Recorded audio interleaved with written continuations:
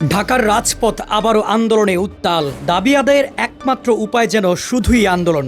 এক এক দিন এক এক দাবি নিয়ে রাস্তায় নামাটাই যেন এখন একটা ট্রেন্ডে পরিণত হয়েছে। একদিকে কাকরাইলের জগন্নাথ বিশ্ববিদ্যালয়ের শিক্ষার্থীরা 4 দফা দাবিতে অবরোধে নেমেছে। আবাসন সংকট, দ্বিতীয় ক্যাম্পাসের প্রতিশ্রুতি সবই এখন বাস্তবায়নের অপেক্ষায়। তাদের পাশে দাঁড়িয়েছে শিক্ষকরাও।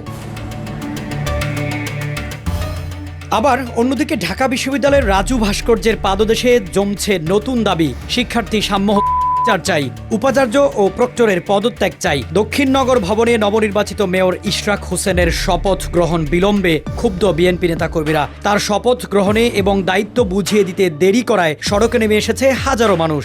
এদিকে তার সমর্থকরাও আন্দোলন করছেন নগর ভবনের রাস্তা দখল করেই। ঢাকা শহর জুড়ে এমন অনেক আন্দোলন হচ্ছে প্রতিনিয়ত। কখনো আন্দোলনকারীরা অবস্থান নিচ্ছে শাহবাগে, আবার কখনো গুলিস্তানের মতো ব্যস্ত জায়গায়। এসবে সাধারণ মানুষের ভোগান্তি তৈরি হচ্ছে। রাস্তা বন্ধ থাকায় জ্যামের ফাঁদে পড়ছেন অফিসগামীরা। এইসব আন্দোলনে অচল হয়ে পড়ছে রাজধানী। যানজটে নাকাল জনজীবন, দিশেহারা পথচারী।